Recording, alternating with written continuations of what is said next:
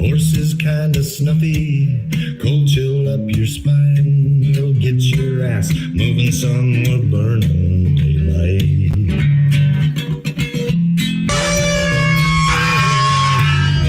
Howdy there, I'm Matt McKinley and we're burning daylight. In the saddle till the job's done right.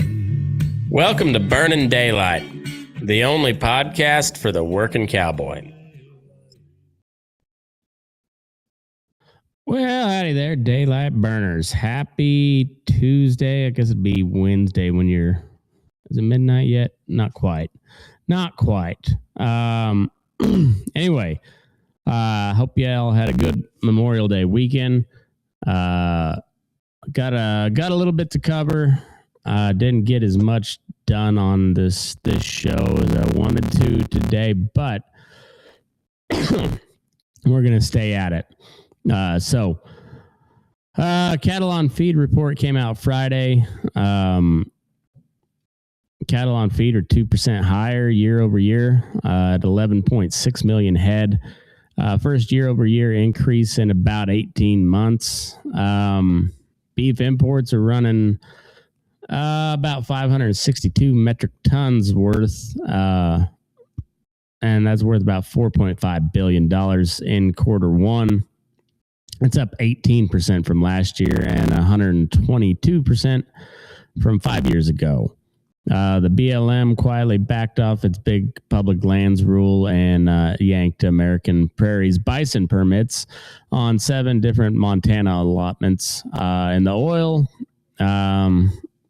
in the futures, oil futures, somebody laid down a $950 million bet against crude prices right before Trump announced a ceasefire with Iran.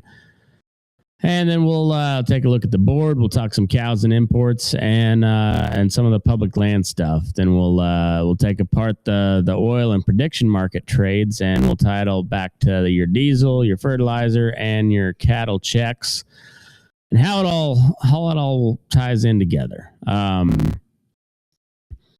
Before we get headed into it too far, though, make sure that you please go support the show. Follow and subscribe and like and rate and review and all the stuff that you're supposed to do on social medias and the podcast platforms. You can go follow me anywhere where you find a podcast. I'll be there. Apple and Spotify are the biggest ones. I get paid more on the advertising from Spotify, so I like that app better anyways. Also got video on there, so if you like looking at this, whatever it is, Spotify is the place to go. I hear Apple has video now. I don't know for sure, but the main place to go support is Substack. So it's burningdaylight.substack.com. I put out this episode, live stream it for free. You can listen to it for free over there. So the only ads you'll ever hear are any of the sale barn ads that I run.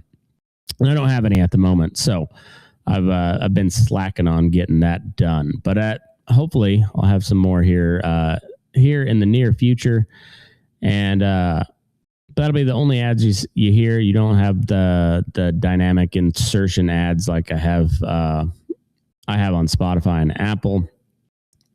And you'll get the full report that I used to put this whole thing together with charts and sources and graphs and all the stuff that you might need to put all this together. So burningdaylight.substack.com. Plus you get access to the apps that I'm working on, including the Burning Daylight Report, which I used to put this show together, and A Man About a Horse, which is my equine intelligence app, trying to kind of put some sort of definition on the horse market, and it is tougher than I thought. But I think I've done a pretty decent job of it so far. But it needs work, and it needs help, and it needs people to use it and tell me what the hell's wrong with it. So a lot of it is pretty basic stuff initially. So anyway, Burningdaylight.substack.com is the place for all that, as well as all the other social media platforms. I've been pretty lax on those here lately, but I'm going to start putting some clips up, and I always like to share a few memes. So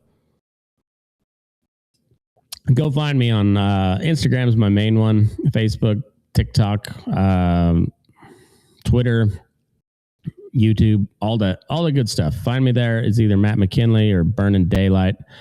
Also, Friggin Farm Ranch Report has pages on Facebook and Instagram at the moment. So, all that to say, please go support the show, and I'd appreciate the ones that do every day.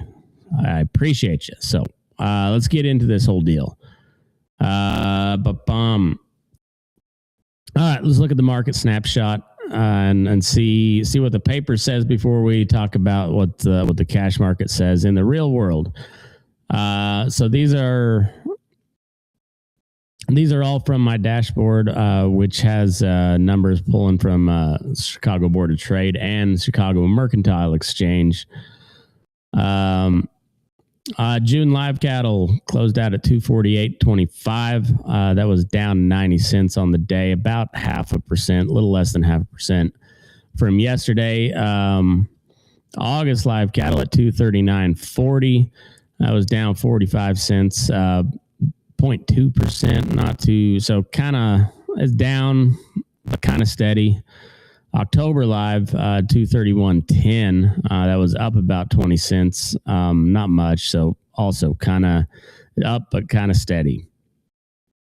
Compare those futures from last week's mid 250s live cash and whether the board's still rich. That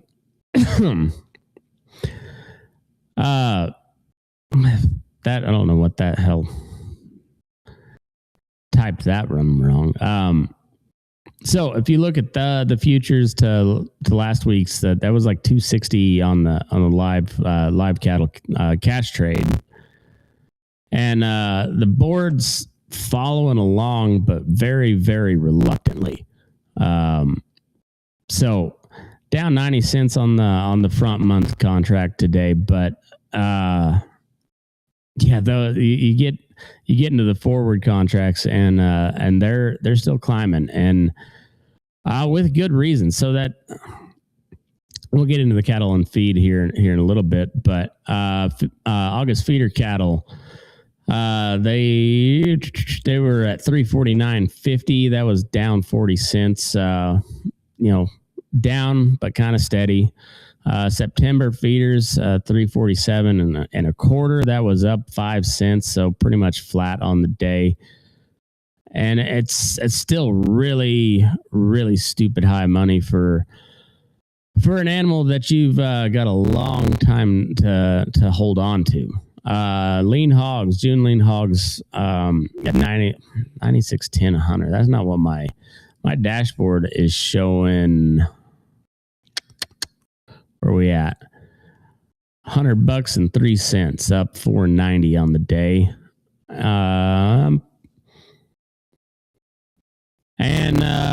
Like the hogs are fairly strong, I suppose. All right, let's get into the grain side of things.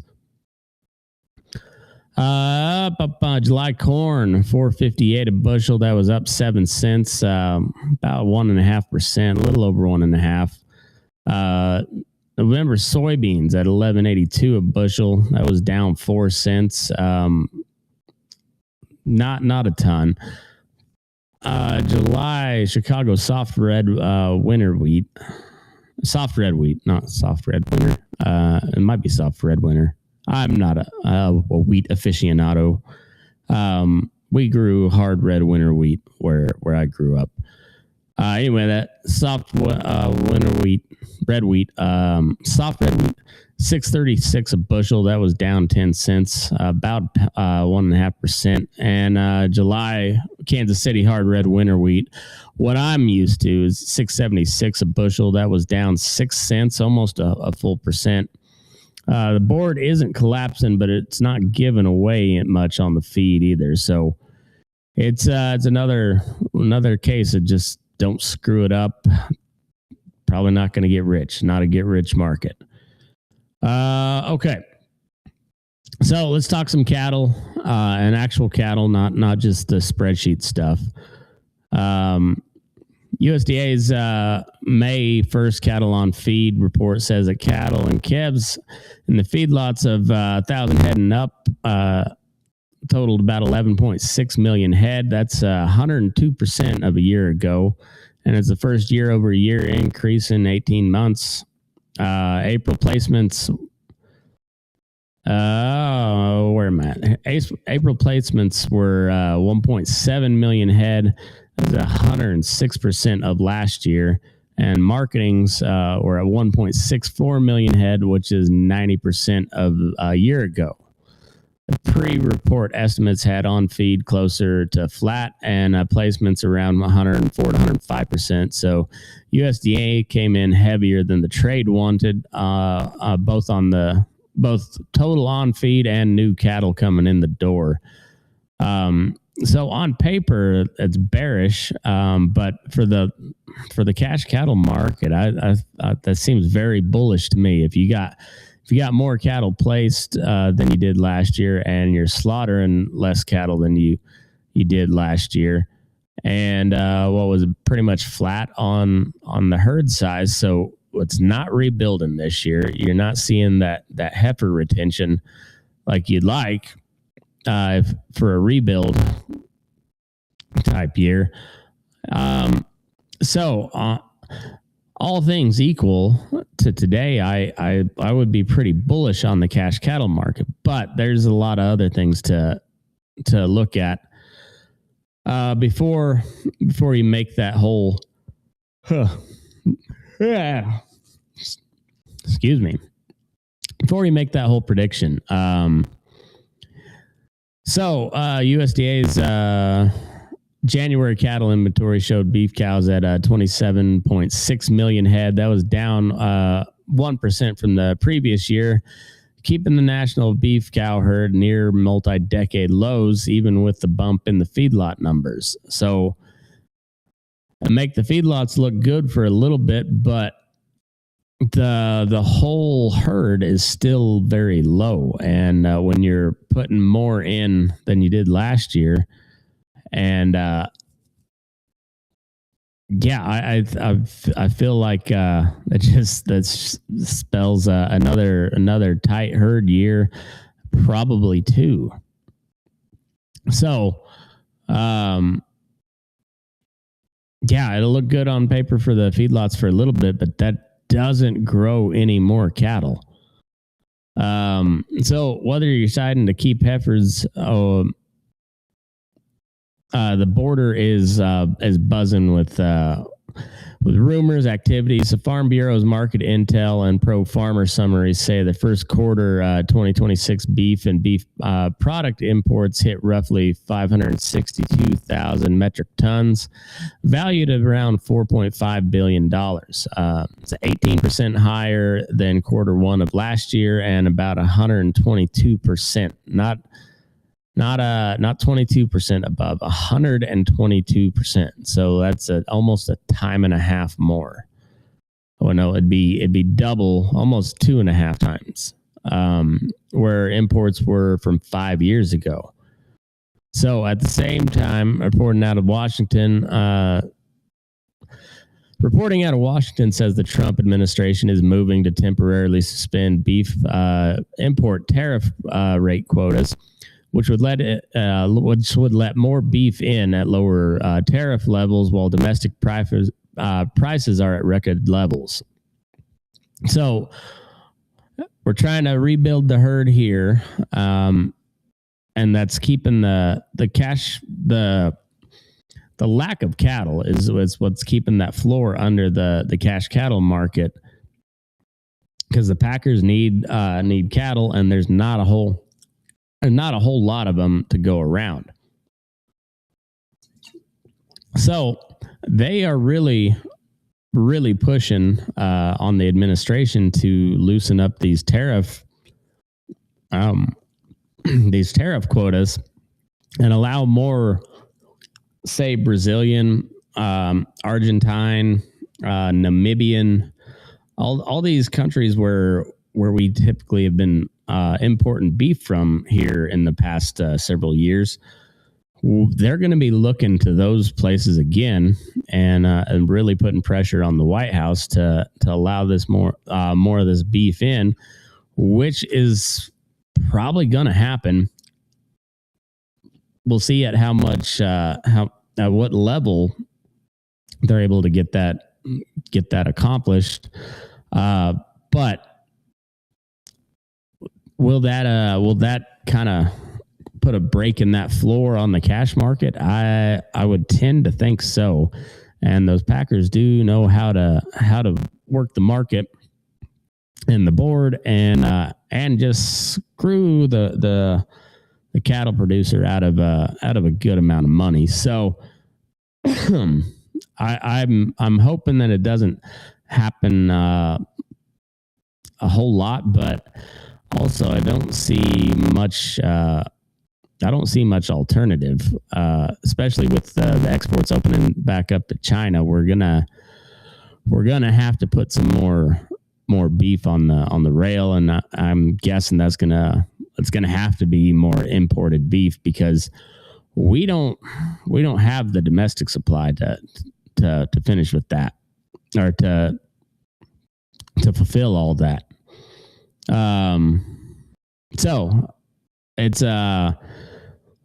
is a classic Trump administration where it's just a quandary, just a paradox, just a constant contradiction where he's got this investigation against the big four packers for antitrust violations, but at the same time, he's flirting with the idea of allowing them to open the spigot for foreign beef, which we all know can be repackaged and labeled as product of the USA because it gets repackaged here, even though that live animal never set foot on U.S. soil.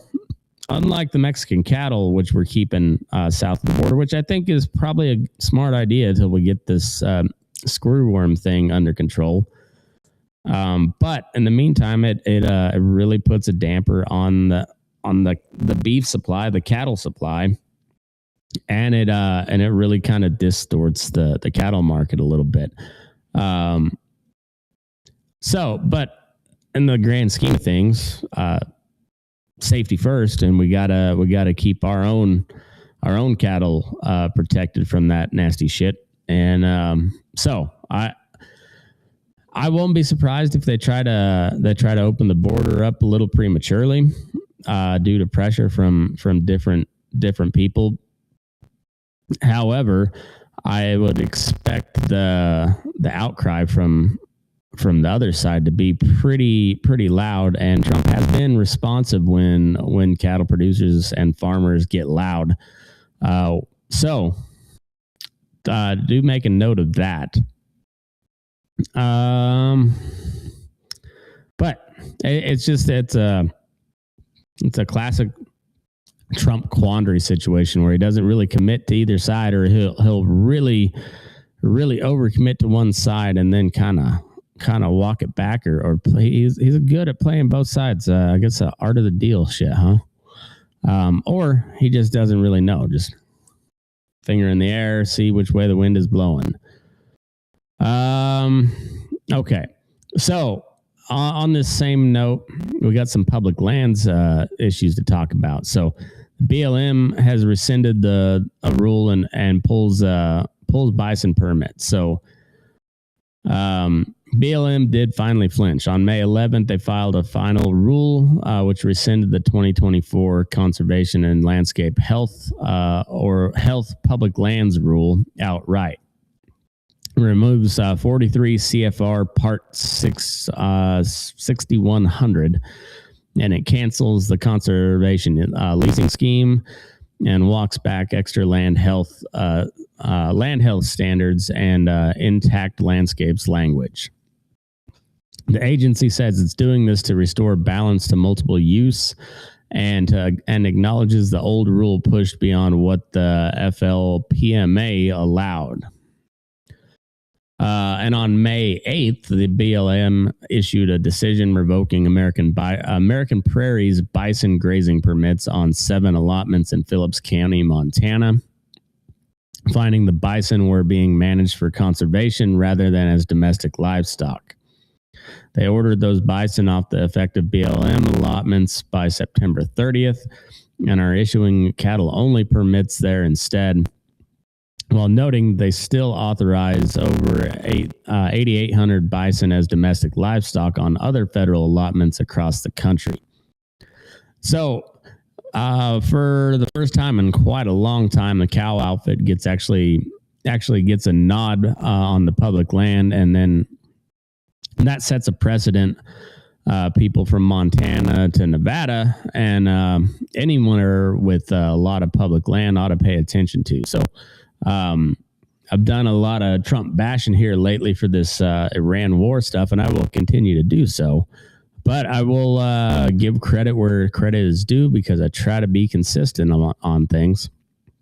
This is a guy that I voted for that I'm not very happy with at the moment. But kicking those bastards and their buffalo off of land that they're strictly doing it for conservation, taking productive land out of use. I've got nothing against the buffalo, and it seems like they did a pretty good job of clarifying that the government is not either. The administration is not against buffalo either, but they are against the American American Prairie. They're against them abusing the federal land and grazing allotments to not produce anything, rather than just to let the buffalo roam, which sounds good, but even the natives, the Indians, they managed the buffalo, they harvested them. This is not the case where they're just.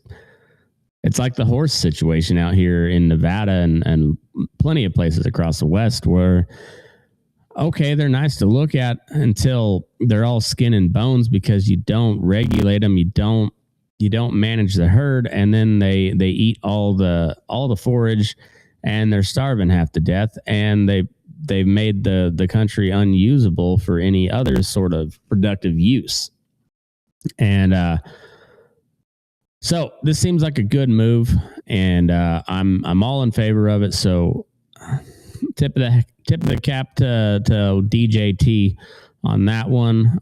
But we'll get back to blasting his ass here on this next one.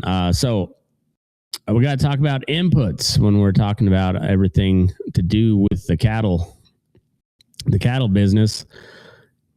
And this is the one that really affects your checkbook, fuel and fertilizer. So according to EIA's gasoline and diesel fuel update, the U.S. national on-highway diesel price for the week of May 19th, that was last week, was at $5.59.6 per gallon. And over on AAA, fuel prices, national average diesel at the pump is $5.58.4.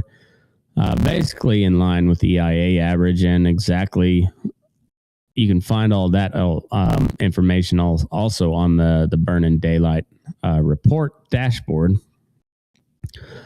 So if somebody tells you that diesel is coming down, make sure and ask them when, because it's $5.60 pretty well seems to be the floor at the moment, and with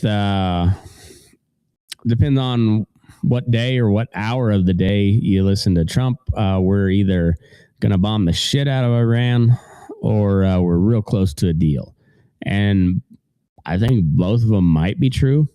I don't know. Seems like every time we get real close to something, all the war hawks in Congress get their panties in a bunch, and Mark Levin has a fit on his TV show that people still watch, I guess. I don't know.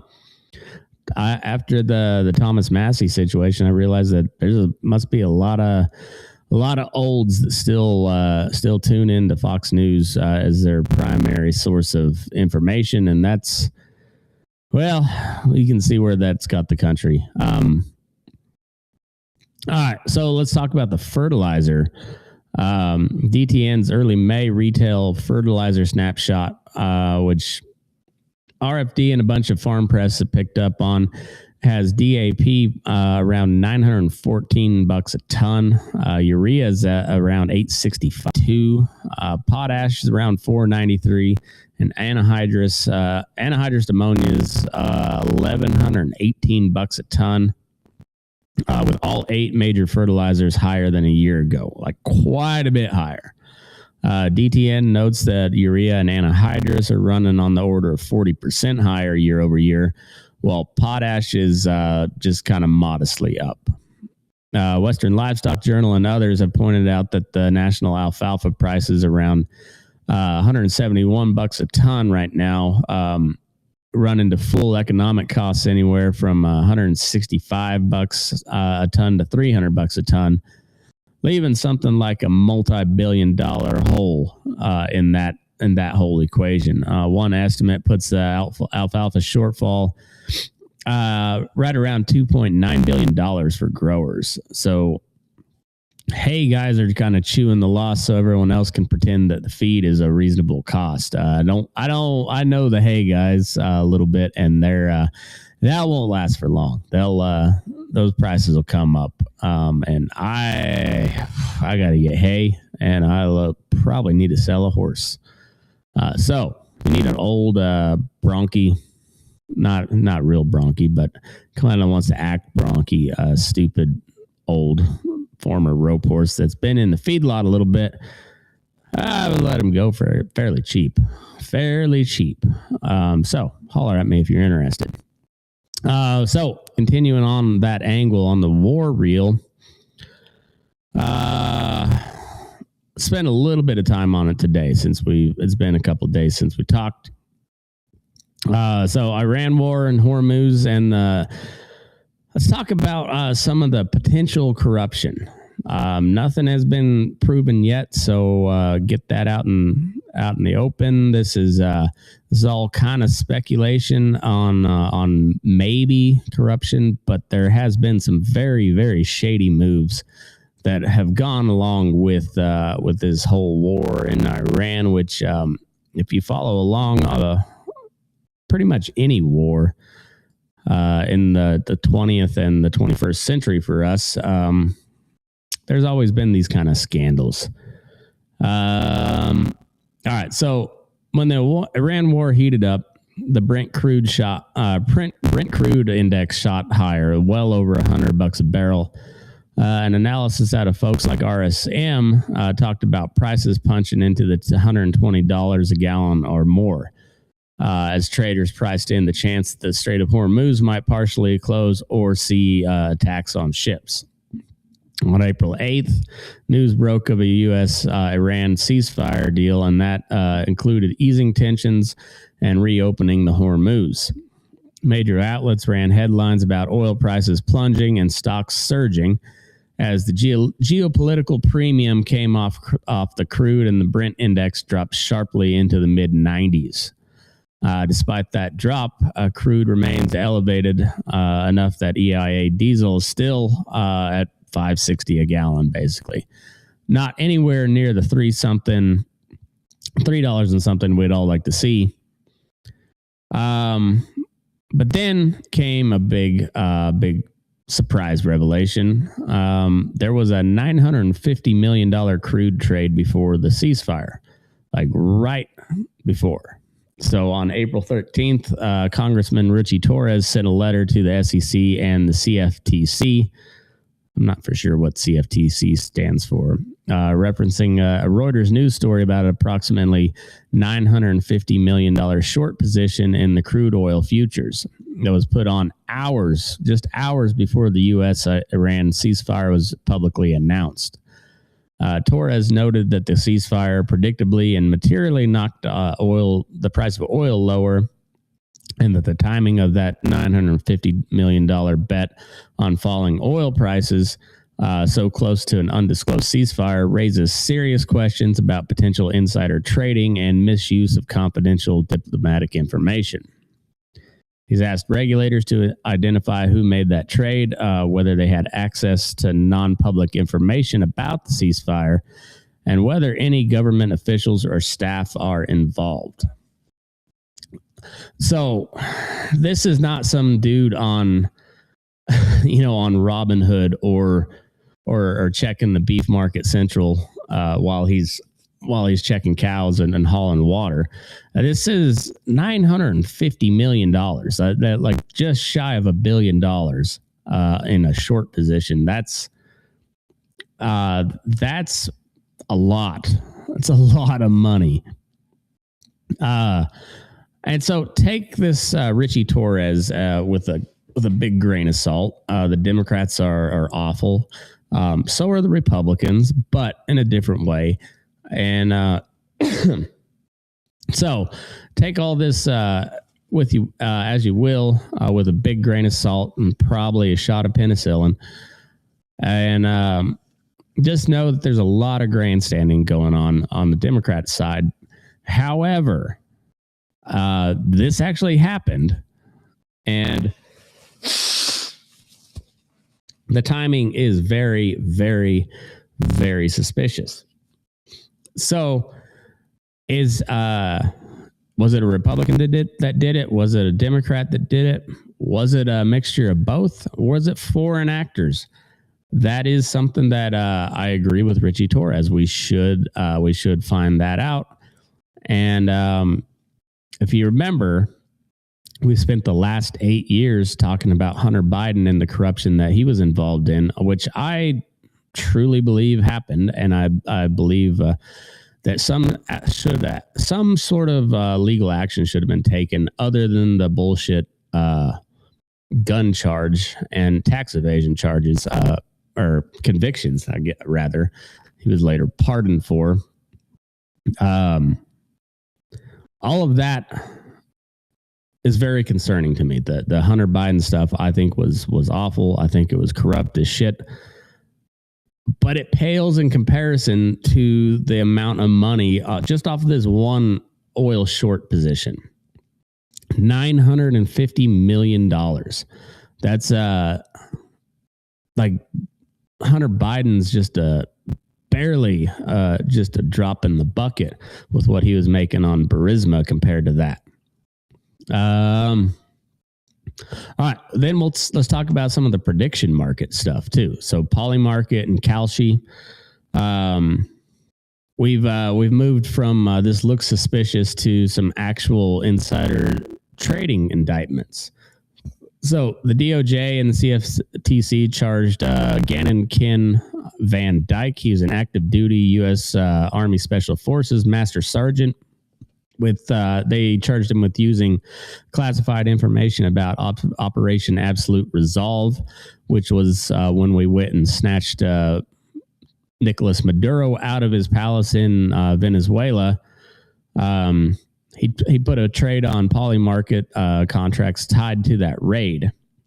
According to the filings, he wagered about $33,000 and walked away with over $400,000 in profit by betting on outcomes, giving him a gain of over 1,200% on those trades. CFTC's prediction market advisory and related law firm summaries make it crystal clear that these event contracts are treated as swaps under the Commodity Exchange Act. So that'd be the Commodities and Futures Trading Council or something. Is what CFTC stands for. So they're treated as swaps under the Commodity Exchange Act, and insider trading rules do apply, just like they do as in any other futures or swap markets. Separately, CBS and 60 Minutes investigation found 9 linked Polymarket accounts that made almost $2.4 million by betting exclusively on U.S. military actions in the Iran conflict. Things like missile strikes, removal of Iran's supreme leader, and ceasefire timing, with a reported win rate of over 98%. I do a lot of wagering, not big numbers, but I do a lot of sports wagering, and to become profitable, you need to win about 55% of the time, and that's and like the really good sports gamblers can bump up over 60%, over time, and those are the guys like the sharks. And we're talking 98% hit rate. That's in the Nancy Pelosi territory. Nancy's what was my Nancy's titties was my Instagram account that I created. I might have to start posting on there again.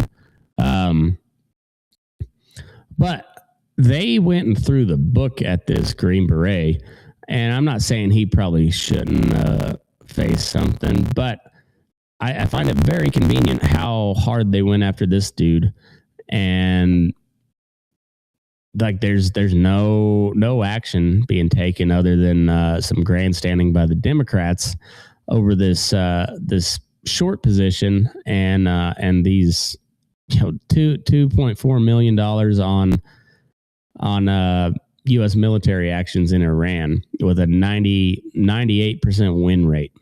It's crazy. So those accounts often piled into positions right before key announcements, and data analytic firms told CBS that the federal investigators are now looking into both the polymarket trades and large oil future positions placed just before the Iran announcement. So we'll see if they're actually serious about it, because, like I said, they threw the book at that Green Beret that bet on the Maduro raid.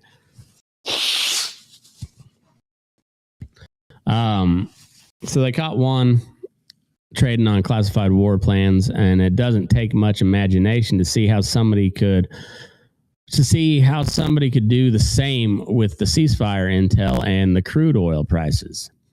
CFTC advisory says that prediction markets aren't free for all. And in March, they issued a prediction market advisory reminding everyone that it has exclusive jurisdiction over event contracts that qualify as swaps, which may include politics and war markets, and a warning that exchanges must monitor for manipulation and insider abuse. Law firm write-ups on the advisory stress that CFTC is now actively targeting insider trading and and misuse of confidential information in these markets. And they're not treating them like your $5 parlay that you put down to win some beer money on the weekend. So if you put all that together, is what it means for the ranch world. The real world conflict and the ceasefires in the Middle East are swinging the crude oil prices hard enough to keep diesel around $5.60 a gallon.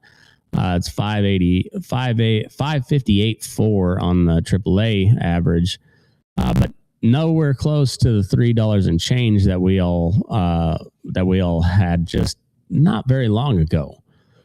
Artificial fertilizer, especially the nitrogen that's tied into the global gas and export markets, is still sitting around $865 to $914 a ton on the DTN, the most recent DTN survey, with anhydrous north of $1,100.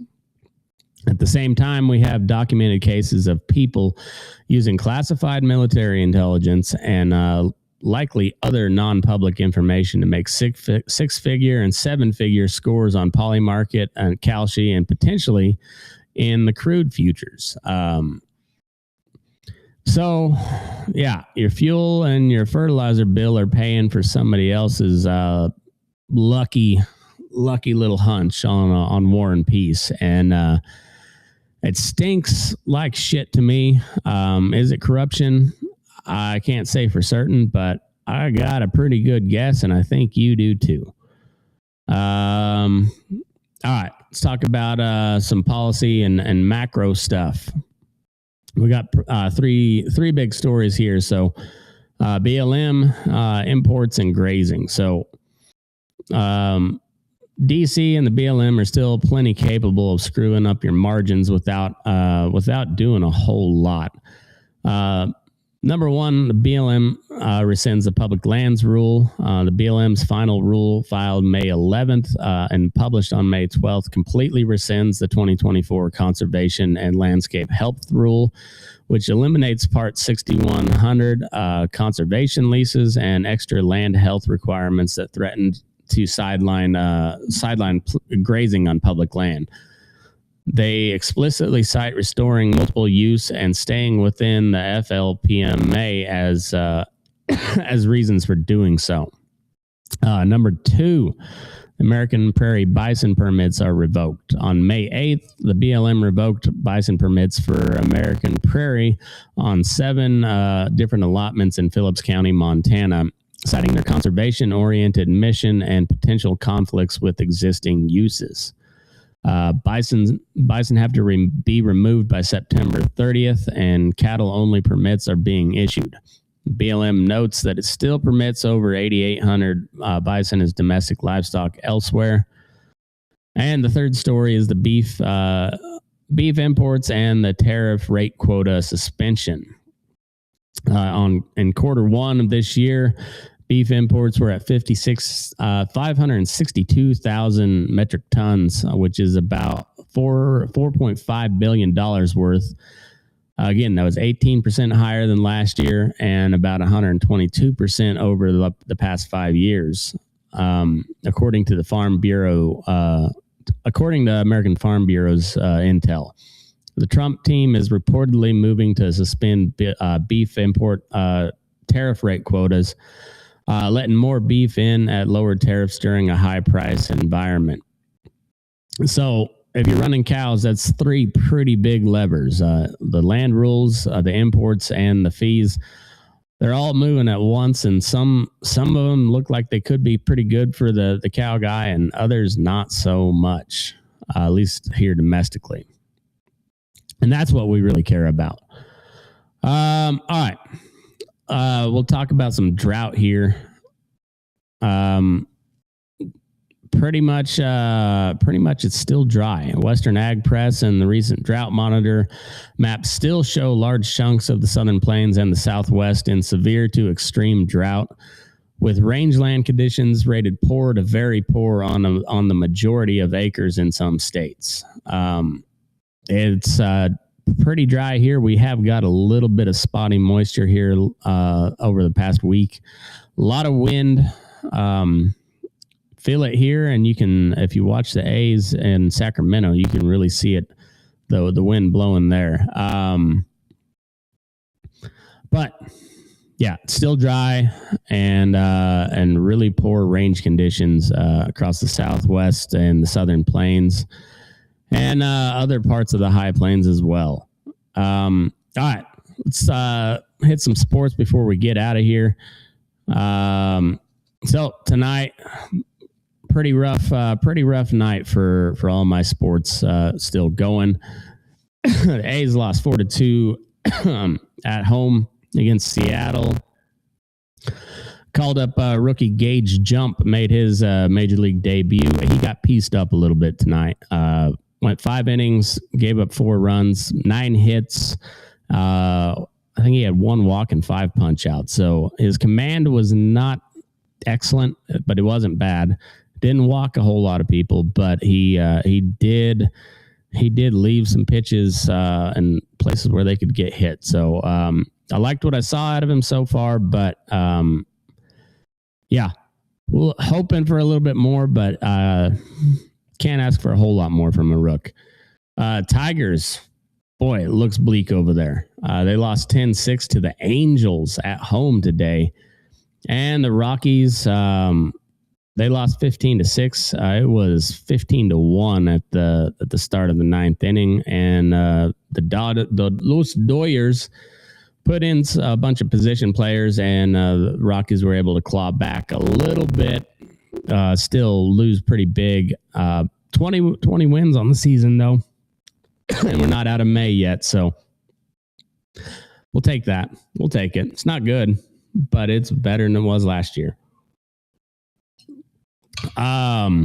Toy Story conspiracy theory did not come through. The abs, I forget the name of their guy that was out all series, but anyway, they were swept in the Western Conference Finals 4-0 by the Las Vegas Golden Knights. And over on the NBA side, if you pay attention to that, I don't, but some people do. The Knicks, they won 4-0 over Cleveland to advance to the NBA Finals. They win the East for the first time in quite some time. And the Thunder and the Spurs, the Thunder won tonight, 127-114 over the Spurs. They take a 3-2 series lead with Game 6 on Thursday at San Antonio. All the basketball people I know kind of expect the Thunder to pull that one out. Probably to win. I guess this would be their repeat year. I'm not for sure on that. I don't follow basketball. So that's what we got on the sports. Let's talk about on this day in history. So on this day in history, I don't have it on the slide here, but in 1868, different one than I have on the slide. We'll get to that here in a minute. But the Treaty of Fort Laramie was signed with the Sioux and other Plains tribes, reshaping control over massive chunks of what became cattle country across Wyoming, Montana, and the Dakotas. Inside of a couple of decades, railroads, barbed wire, settlers, and cattle outfits had poured into that same country, turning former Buffalo Range into the cow country that we know today, kicking off a lot of the land fights that we're still dealing with over BLM and grazing and native land rights and all sorts of fun stuff. Also, on this day, May 26, 1868. The impeachment of Andrew Johnson fails by one vote. The Senate acquits, and the Union holds on just barely. In 1938, May 26, the House Un-American Activities Committee was established. Congress decides to start looking for enemies within. And turns out McCarthy was kind of right on a lot of stuff. Not saying he was completely right, but he wasn't all wrong. And on May 26, 1969, John Lennon and Yoko Ono begin their Bed In for Peace in Montreal. And Give Peace a Chance was recorded live. Yoko Ono made a shitty band even shittier. Not a big fan of the Beatles. And really not a fan of Yoko Ono or John Lennon, for that matter. Probably an unpopular opinion, but I don't care. The Beatles suck. Skynyrd was a way better band. So was the Rolling Stones. All right. Quick recap before we get out of here. Cattle on feed numbers came in 11.6 million head on feed. That was up 2% year over year. Placements up 6% and marketings are down 10. The first year over year increase in 18 months for the cattle on feed numbers. Imports were at 562,000 metric tons of beef, about $4.5 billion, up 18% year over year. Public lands rule was rescinded by the BLM, and American Prairie's bison permits are revoked. And cattle only allotments awarded back on 7 Montana allotments. Diesel still high as hell. All your fertilizers are still high as hell. I don't know what's happening on the war front. Supposedly there was a cabinet meeting at Camp David, which would be a pretty big move, I guess. They don't usually go to Camp David for nothing, I guess. And then we got the Special Forces soldier being charged for using classified intel on Polymarket, and 9 accounts making $2.4 million on Iran war bets, and a $950 million crude oil short placed right before a ceasefire announcement that knocked oil down 6% in a day. If you want to see all the receipts on this, check out my Substack, burningdaylight.substack.com. Share this around with your neighbor. If you like what I'm doing, please go give me a follow. And I do appreciate everybody that listens and gives me feedback on the show. So keep it up and share it around.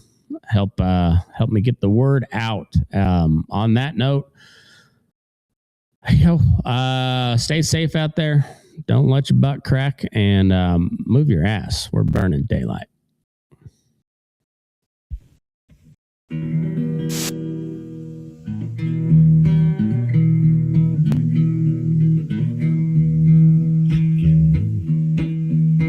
Your eyes up in the morning, beneath the stars so bright. Pull your hat down, make sure your cinch is tight. Horses kinda snuffy, cold chill up your spine. We'll get your ass moving, son, we're burning daylight. Burning daylight. Burning daylight. In the saddle till the job's done right.